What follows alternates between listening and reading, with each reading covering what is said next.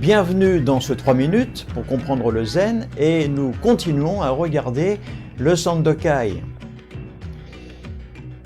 Alors aujourd'hui nous allons parler de la deuxième strophe et vous allez voir que Sekito était quelqu'un de réaliste.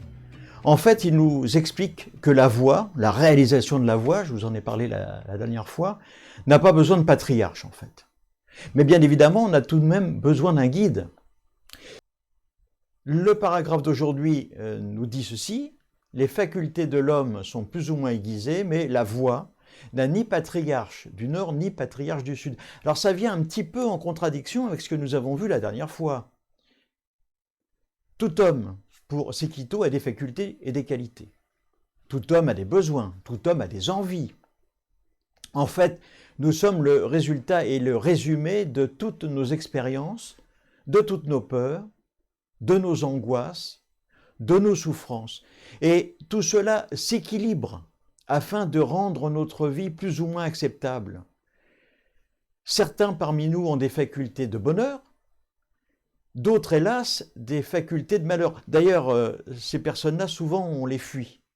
On dit que ce sont des porte-malheurs.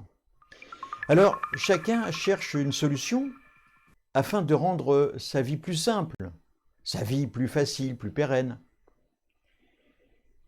Lorsque les uns et les autres ont épuisé ce mirage de la société de consommation, le mirage de la vie matérielle réussie, vous savez, le coup de la montre de luxe, eh bien, ils se rendent compte qu'ils sont dans une impasse.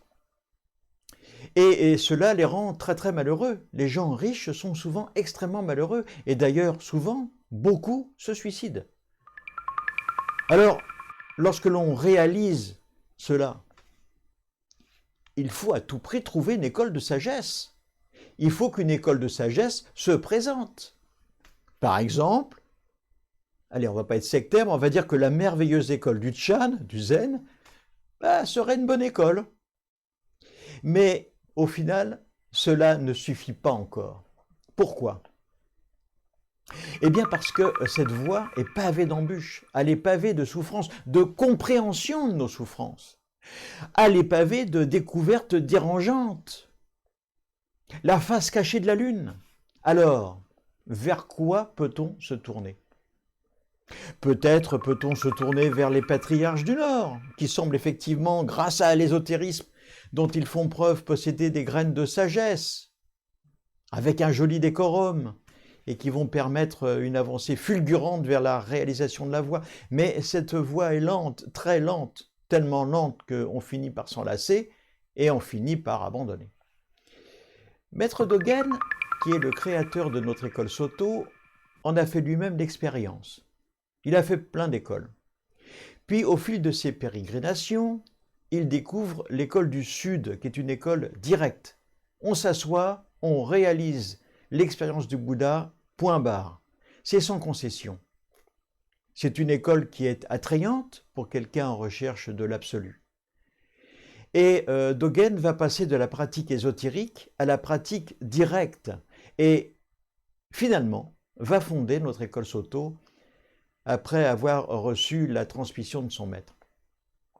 Beaucoup de maîtres zen sont passés de l'une à l'autre école pour au final se rendre compte que la voie en tant que telle n'a ni besoin d'ésotérisme, ni de grands discours, ni de pratiques douloureuses et difficiles, d'ailleurs qu'enseigne le Bouddha. Comprendre la souffrance pour dépasser la souffrance. Pas de souffrance dans le message du Bouddha, au contraire. La voie n'a pas besoin de maître, c'est ce que Sekito essaie de nous dire ici. Ce qu'il nous dit, c'est que la voie de l'éveil reste la voie de l'éveil. Les patriarches du Nord restent les patriarches du Nord, de même que les patriarches du Sud sont les patriarches du Sud. Chacun suit son propre destin, comme chacun d'entre nous, comme vous, comme moi. Et personne ne pourra jamais nous expliquer ce qu'est la voie avec un V majuscule. La seule façon d'en connaître la nature, c'est simplement de l'expérimenter par nous-mêmes, en nous-mêmes, dans la méditation et la profondeur de notre recherche personnelle. On va se quitter là-dessus, on se retrouve la prochaine fois, et je vais vous faire une petite citation d'Osho. Lui, il dit « Tout ce qui devient une habitude tue notre capacité à répondre, spontanément, et dans le moment présent. » Je crois que c'est une excellente maxime qui nous ramène à la pratique du zen. À bientôt.